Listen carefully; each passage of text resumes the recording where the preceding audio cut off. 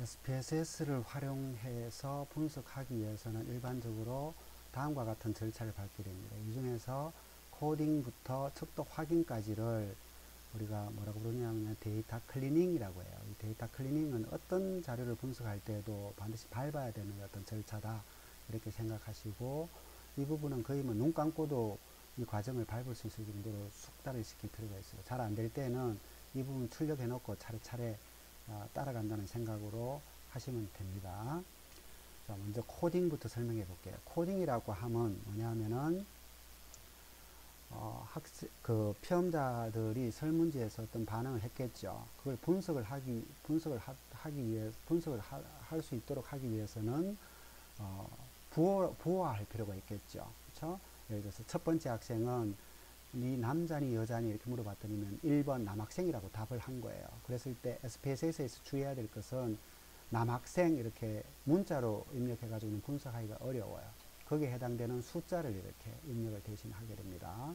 자, 얘는 첫 번째 문항에 대해서 남학생이라고 답한 거를 지금 코딩한 거고, 두 번째는 리크루트 문항 6문항이 있다고 가정해요. 그 6개 문항에 대한 어떤 결과인데, 첫 번째 문항에 대해서는 매우 그렇다 해가지고 5점이라고 지금 입력을 한 겁니다. 두 번째 문항은 그렇다라고 반응을 해서 4점을 입력한 거예요. 이렇게 입력한 거예요.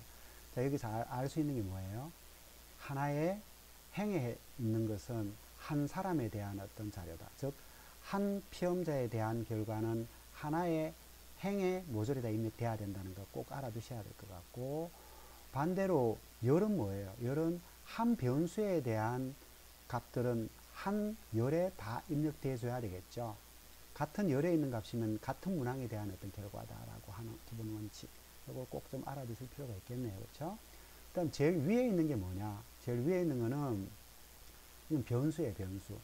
변수는 엑셀에 입력할 때 제일 처음부터 이렇게 입력해야 돼요. 중간부터 입력하지 마시고 A1 셀부터 이렇게 입력하는 게 좋습니다. 여기에 첫 번째 변수는 젠더라고 둔 거예요. 두 번째 변수는 V1, 그 다음에 V2, V3 이렇게 뒀다는 거죠. 그렇죠? 이 변수명으로는 주의해야 되는 게, 변수명으로는 띄어쓰기 하면 안 돼요. 그래서 우리나라 이렇게 띄어쓰기 하면은 변수 값으로 설정이 안 돼요. 이렇게 붙여서 해야 된다는 거고, 그 다음 또 하나가 V1은 되는데 1V는 안 돼요. 그러니까 제일 앞에 숫자가 오는 건 안 돼요. 이거는 변수가 될 수 없고, 그 다음에 V 하이픈 있죠. 하이픈은 변수 이름이 될 수 없어요. 언더라인은 돼요. V 언더라인 이런 됩니다. 요 세 가지 원칙 정도만 알아두시면 될 것 같고요. 변수 설정할 때는 항상 띄어쓰기 안 되고, 제일 앞에 숫자 안 되고, 하이픈 안 된다. 알아두시고, 자, 그러니까 A1 셀부터 차례대로 변수를 이렇게 입력해 주시면 돼요. 그렇죠? 그렇게 해서 첫 번째 학생에 대한 자료는 두 번째 열에 입력하시면 되겠고, 세 번째 학생은 두 번째 학생은 세 번째 열에 이렇게 입력하면 되겠죠. 그렇게 입력하면 되고, 근데 여기에 9라고 입력되어 있는 건 뭐냐? 5점 척도면 5까지 있어야 됩니다. 그렇죠? 이건 뭐냐 하면은 학생들 어떤 반응을 안 했어요. 거기에 대해서는 뭐 답을 안 한 거예요. 그런 경우에는 그냥 이렇게 아무것도 입력 안 하는 방법도 있고, 이렇게 하는 방법도 있고, 어떤 특정 숫자를 주고 나중에 분석해서 이 9라고 하는 값은 분석해서 제어시키라 하는 방법이 있어요. 지금은 그 방법을 이용하는 방법을 지금 알려드리려고 일부러 이렇게 9라고 숫자를 준 거예요. 이런 경우는 내가 잘못 입력한 거예요. 그렇죠? 내가 기계가 아니기 때문에 입력하다가 이렇게 잘못 입력할 수 있잖아요. 그렇죠? 그런 부분을 이렇게 가정을 한 겁니다. 이런 거는 나중에 분석 과정에서 잘못 코딩한 게 있으면은 얘를 설문지를 찾아가지고 직접 고쳐주든지, 그게 어려우면은 이렇게 딜리트를 해가지고, 그러니까 결정값으로 지정함으로써 분석해서 제어시켜 줘야 돼요. 그대로 두고 분석하면 큰일 나겠죠. 그렇죠? 지금 그것도 지금 좀 이따 해볼 겁니다. 그 다음에 또 하나 입력할 수 있는 방법은 여러분 텍스트 파일로 입력하는 방법이죠. 메모장이죠. 메모장에서 이렇게 입력하는 방법이 있어요. 이때는 제일 위에 변수명 안 쓰고요. 차례대로 이제 첫 번째 학생에 대한 반응 결과 1, 5, 4, 3, 2, 5, 4 이렇게 되잖아요. 그렇죠? 그걸 띄어쓰기 하지 않고 이렇게 쭉 옆으로 붙여 쓰는 거예요. 이렇게 하는 거예요. 아시겠어요?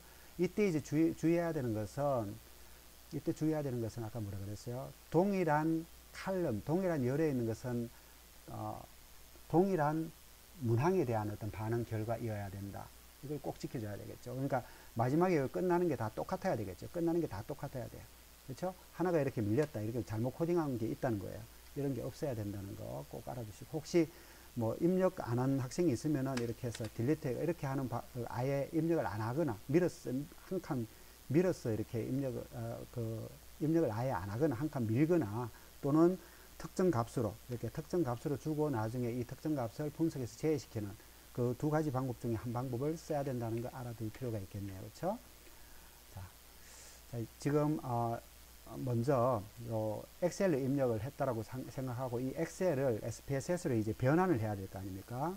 자, SPSS로 변환하는 방법 말씀드릴게요. SPSS를 먼저 구동을 시켜요. 이렇게 생겼을 겁니다. 이렇게 엑셀하고 비슷하게 생겼죠. 이렇게 구동한 상태에서 주의해야 되는 것은, 이 엑셀 데이터 파일을 SPSS로 변환할 때는 이 엑셀 창을 닫아야지 얘가 불려져 와요. 그러니까 얘를 반드시 이렇게 닫아야 돼요. 닫을게요.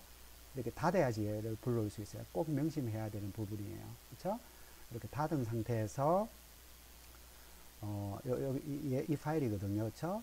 이 파일을 이렇게 드래그 아시죠? 끌고 가는 거예요. 끌고 가서 이렇게 SPSS 위에서 놓으면은 이렇게 창이 하나 뜨죠. 데이터 첫 행에서 변수 이름 읽어오기. 아까 데이터 첫 행에 변수가 있었죠. 그걸 변수로 이용하겠다는 겁니다. 그대로 두시면 돼요. 워크시트가 2개 이상 있으면 이 중에서 선택을 해야 되는데 지금 하나밖에 없어가지고 그냥 내버려 두시면 되겠고, 확인, 벌써 끝이죠. 그렇죠? 신기하죠? 자, 첫 번째 변수 젠더, 두 번째 변수 v1, 그 다음에 v6까지. 저기 필요 없는 부분을 이렇게 잘라버릴게요. 그렇죠? 자, 이렇게 해서 지금 SPSS로 지금 전환하는 그 어떤 절차에 대해서 설명을 드렸던 거예요. 이걸 파일 이름을 저장하겠죠. 이렇게 파일 이름 연습이라고 할게요. 연습, 이렇게 저장을 하면 되겠죠. 그렇죠?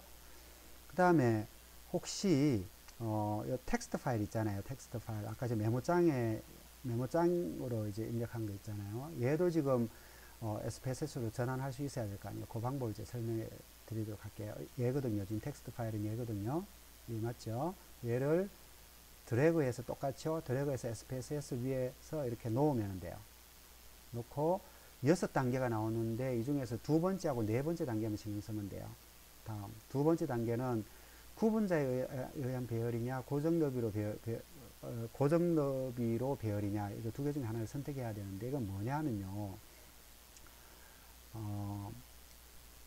그 변수하고 변수를 구분하기 위해서 어떤 스페이스를 둔다든지 아니면은 특정 기호, 그러니까 쉼표를 둔다. 1 쉼표, 5 쉼표, 4 쉼표 이렇게 입력하는 방법도 있잖아요. 그렇죠? 그렇게 입력하거나 아니면 스페이스를 둔다든지, 그렇게 혹시 입력했다면 걔를 불러올 때는 구분자에 의한 배열을 선택해야 돼요.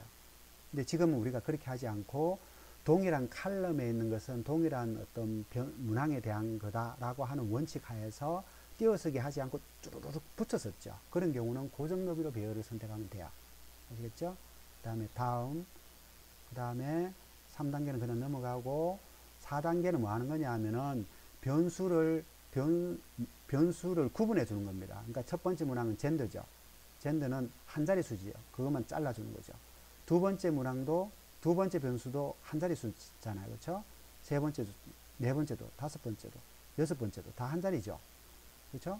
혹시 마지막 두 자리가 뭐 54다, 5, 4 이렇게 되는 게 아니라 54점이다. 그러면은 이렇게 구분해 줘야 돼요. 이렇게. 그렇죠? 이렇게 해주면 54점 해가지고 이게 하나의 변수가 되는 거예요. 54가. 하나의 변수가 되는 거예요. 이거 구분 되겠죠? 자, 여기서는 5하고 4가 다른 변수이기 때문에 이렇게 잘라줘야 되겠죠. 알아두시고. 혹시 잘못 잘랐다 그러면 없애는 방법은 선택했을 때 그 선 색깔이 바뀌죠. 그때 구분 삭제 이렇게 하면 없어집니다. 다시 클릭하면 다시 생기겠죠.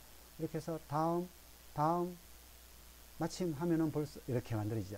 이때는 이제 조금 불편한 게 변수 이름을 바꿔줘야 돼요. gender 첫 번째 v1이 두 번째 변수 v2, v3, v4, v5, v6 이렇게 되죠.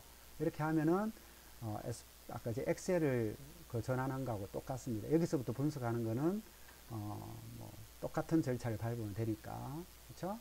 자, 그 다음에 잘못 코딩한 것 찾기부터 설명드릴게요.